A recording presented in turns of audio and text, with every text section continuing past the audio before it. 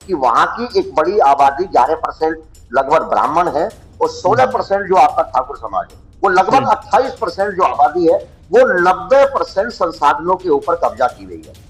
और चूंकि वहां की पॉलिटिकल पार्टी वहां की जो व्यवस्था में है वो अपर कास्ट है, तो ये बातों को मतलब ये भी जुटलाया नहीं जा सकता कि इस आंदोलन के पीछे सामाजिक पिछड़ापन, इस आंदोलन के पीछे आर्थिक डिफरेंसेस, जो लीडर्स हैं, क्योंकि आप देखेंगे कि आम जनमानस ये देख रहा है, तमाम लोगों ने ये आरोप लगाए कि जो वहां के लीडर्स हैं उनके बच्चे किस तरीके की सुख सुविधाओं में है, नेपाल का आम जनमानस उससे दूर है। तो ये आंदोलन के पीछे बहुत सारे कारण रहे। मोदी सरकार के ऊपर, एक भारत सरकार के ऊपर एक बहुत बड़ा आरोप लगा। पीटर नवारे ने क्या कहा? पीटर नवारे ने, अमेरिकन के जो ट्रंप के राष्ट्रपति है, उन्होंने क्या कहा कि भारत में एक व्यवस्था है और एक निश्चित वर्ग के लोगों को लाभ पहुंचाने के लिए सरकार काम कर रही है। तो ये इस तरह की अगर बातें बाहर के लोग भी अगर कह रहे हैं, और ये कहीं ना कहीं हम सरकार के अंदर भी देखते हैं, सरकार की नीतियों में भी ये क्या देखते हैं। जब आरक्षण की बात आती है उस पर न्यायिक हस्तक्षेप, तमाम इस तरह की बातें होती है। जब सामाजिक न्याय की बात आती है, अगर सोशल जो अगर आप रिफॉर्म की बात करते हैं या दलित उत्पीड़न की बात करते हैं, तो सरकार और उससे संस्थाओं का व्यवहार उन वर्ग समूह के प्रति कोई बहुत बेहतर नहीं होता। नए तीवर के साथ आ रही है आपकी पसंदीदा मासिक पत्रिका दलित दस्तक। हमारा लक्ष्य है 1000 नए सब्सक्राइबर। आज ही लीजिए अपनी वार्षिक सदस्यता सिर्फ 1200 रुपए में। नीचे दिए गए नंबर पर आज ही संपर्क करिए या व्हाट्सएप करिए। जय हिंद, नमस्कार। मैं हूं अशोक दास, आप देख रहे हैं दलित दस्तक। नेपाल में जो आंदोलन है वो अभी भी लगातार चल रहा है और प्रधानमंत्री कौन होगा इसको लेकर मामला फंसा हुआ है, क्योंकि नेपाल का संविधान कहता है कि जो पूर्व राष्ट्रपति, पूर्व चीफ जस्टिस हैं, ऐसे पदों पर रहने वाला कोई व्यक्ति किसी भी संवैधानिक पद पे नहीं आ सकता। इसलिए जो एक चर्चा चल रही है और जनरेशन जेड की मांग है कि जस्टिस सुशीला कार्की को प्रधानमंत्री बनाया जाए, उसको लेकर पेच फंसा हुआ है।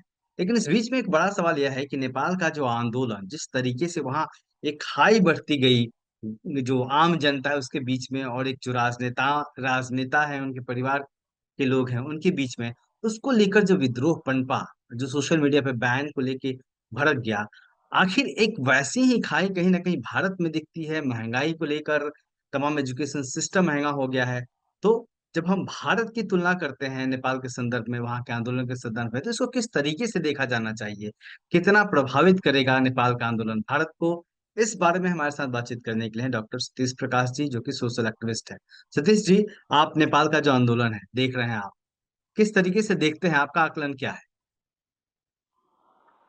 नहीं, देखिए, ये एक तरीके का सबक है कि कोई भी सरकार हो, चाहे वो भारत की सरकार हो, चाहे श्रीलंका की सरकार हो, चाहे बांग्लादेश की सरकार हो। बांग्लादेश में आपने छात्रों का आंदोलन और तमाम लोगों का, जो अल्पसंख्यक लोग हैं, उनका आंदोलन देख लिया। कुछ जी। दिन पहले आपने श्रीलंका में भी इस तरह का आंदोलन देखा। हम्म। लोगों को उम्मीद नहीं थी कि नेपाल का आंदोलन इस तरीके से होगा, आम जनमानस उसमें जिस तरह का जुटा। देखिए, आक्रोश सरकारों के प्रति अगर कहीं भी पनपता है, चाहे वो कोई भी देश हो, निश्चित रूप से सरकारों के खिलाफ जब आक्रोश बहुत ज्यादा बन जाता है, आपस में संवाद के वास्ते को तोड़ दिया जाता है। भारत में भी लगभग लगभग सरकार, हालांकि लोकतांत्रिक व्यवस्था है, लेकिन सरकारों का नजरिया कोई बहुत बेहतर नहीं है। अब हम्म। भारत में न्याय के नाम पर आपको बुलडोजर मिलेगा, कोर्ट जाने की आपको आवश्यकता नहीं है। अपराध अगर आप करते हैं तो आपका पुलिस एनकाउंटर कर देगी। तो ये कुछ घटनाएं ऐसी हैं कि जहां जानबूझ करके आप उस पुराने काल में को लेकर के जा रहे हैं। रही बात, तो ये सच है कि अगर भारत में जातीय व्यवस्था है, क्योंकि कुछ लोग, जो मीडिया संस्थान, ये कह रहे हैं कि वहां कुछ जातीय जो सामाजिक जो डिफरेंसेस हैं उसको लेकर के भी कुछ ना कुछ बातें हो रही है। ये सच है, इसमें कहीं कोई दो नहीं कि नेपाल बहुत लंबे समय तक जो है हिंदू राष्ट्र के रूप में रहा, और अगर वो हिंदू राष्ट्र के रूप में रहा तो वहां जातीय व्यवस्था उसी रूप में पनती होंगी जैसी भारत में पनती है। जी। निश्चित रूप से एक बहुत बड़े वर्ग समूह, क्योंकि अगर आप वहां देखेंगे नेपाल में, तो जो दलितों की जो आबादी है वो, हम्म। सरकारी आंकड़ा तो 13.8 कहता है, लेकिन आम जनमानस में बहुत सारी जो रिसर्च है वो कहती है कि वहां 20% के आसपास है। और ये भी इस आंदोलन में, जैन आंदोलन में युवाओं का आक्रोश है, लेकिन साथ साथ ये भी है कि वहां की एक बड़ी आबादी 11% लगभग ब्राह्मण है और हम्म। 16% जो आपका ठाकुर समाज है, वो लगभग हम्म। 28% जो आबादी है वो 90% संसाधनों के ऊपर कब्जा की गई है।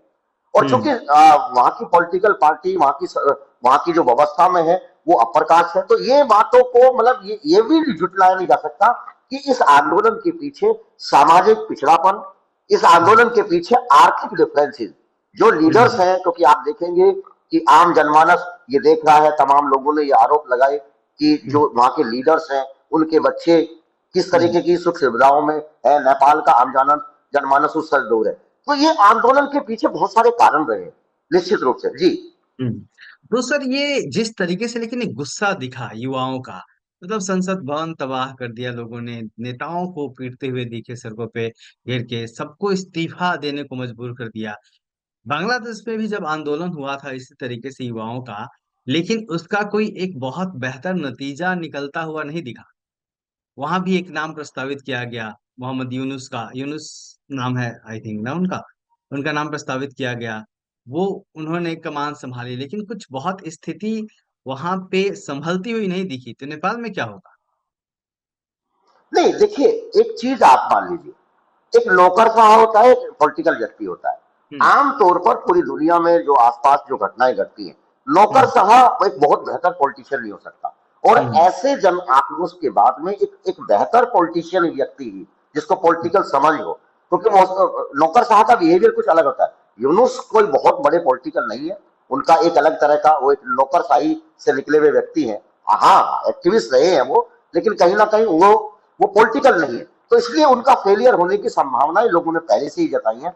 नेपाल में अभी आप जैसे सुशीला कार्की की जो आप बात कर रहे हैं, एक लीडर और भी है, काठमांडू के जो मेयर है, यूथ है, निश्चित रूप से उन्होंने इस आंदोलन को गारे वगारे बाहरी रूप से, क्योंकि सक्रिय भागीदारी तो उन्होंने ये कहा कि जिस 28 ईयर की जो एज है उससे मैं बाहर हूं, लेकिन उन्होंने जिस तरह से समर्थन दिया, काठमांडू में एक बेहतर मेयर के रूप में, वो आर्किटेक्ट इंजीनियर है, और ये भी एक इत्तेफाक है कि वो बुद्ध कम्युनिटी से आते हैं। शायद नेपाल के अगर वो बनते हैं, जैसा उनकी बातें आ रही है, क्योंकि रैपर भी सुशीला है, कार्की इंजीनियर का है, नाम आ रहा है, जो पूर्व न्यायाधीश हैं, चीफ जस्टिस रही है नेपाल की। वो है। नहीं नहीं, उनके साथ साथ बालेन शाह अच्छा। का भी पूरा का पूरा, हाँ, बालेन जी। शाह का नाम भी बहुत प्रमुखता से लिया जा रहा है। वो हम्म। पहले बोधिस हो सकते हैं, कार्की का हम्म। भी है, बहुत सारे लोग और भी दो चार लोगों की अच्छा बातें सर होंगी देखिए, जी। भारत में जो सरकारें काम कर रही हैं, वो भी जब सत्ता में आई तो उन्होंने कहा कि 2 करोड़ नौकरियां देंगे। फिर भारत में नोटबंदी हुई, जीएसटी हुई, तमाम एक आर्थिक रूप से अभी महंगाई इतनी ज्यादा है, सोना 1 लाख से पार कर चुका है। आम जनता का बड़े शहरों में रहना मुश्किल हो गया है, लोग पलायन करने को मजबूर हैं। तो बड़े शहर इतने महंगे होते जा रहे हैं, आम जनता को नौकरियां नहीं मिल रही है, रोजगार नहीं मिल रहे हैं। उत्तर प्रदेश से खबर आई कि संविदा पे नौकरियां दी जाएंगी।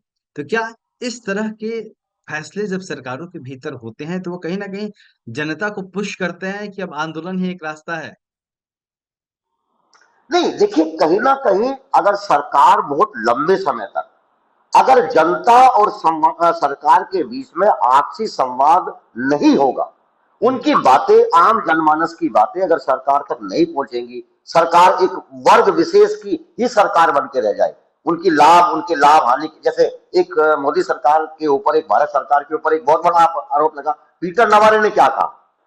पीटर नवारे ने, अमेरिकन के जो ट्रंप के राष्ट्रपति हैं, उन्होंने क्या कहा कि भारत में एक व्यवस्था है और एक निश्चित वर्ग के लोगों को लाभ पहुंचाने के लिए सरकार काम कर रही है। तो ये इस तरह की अगर बातें बाहर के लोग भी अगर कह रहे हैं, और ये कहीं ना कहीं हम सरकार के अंदर भी देखते हैं, सरकार की नीतियों में भी ये आप देखते हैं।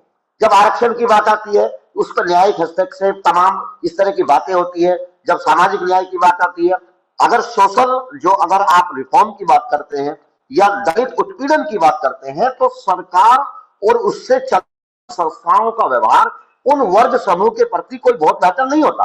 नेपाल में भी इसी तरह का, देखिए नेपाल का अगर पूरा का पूरा स्ट्रक्चर अगर आप देखें, तो नेपाल की आबादी को 3 हिस्सों में बात करके देखते हैं।